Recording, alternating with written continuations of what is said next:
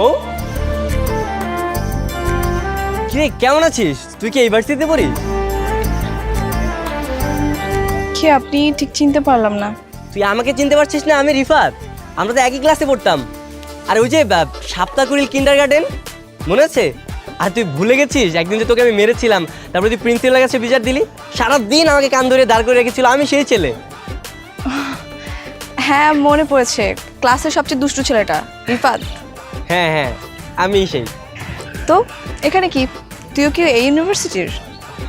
আরে না না, এই ইউনিভার্সিটিতে পড়ি না, আমি তো আইডিয়াল ডিগ্রি কলেজে পড়ি।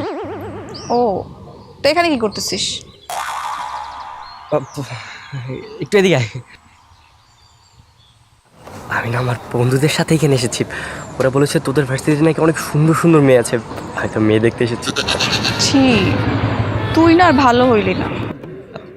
আর খারাপের কি করলাম? আমি তো শুধু দেখতেই আসছি।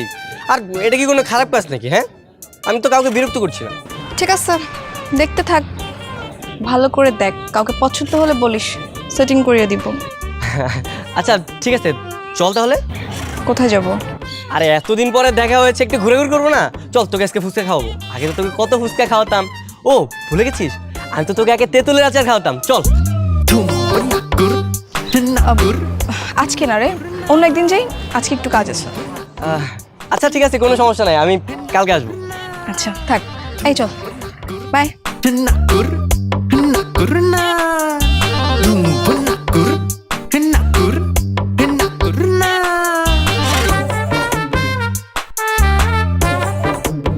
কিরে মামা, চিনছে তোরে? চিনছে মানে? একদম সব কিছু মনে আছে। তো চলে গেল কেন? ওরে নিয়ে কোথাও ঘুরতে যাইতি? আরে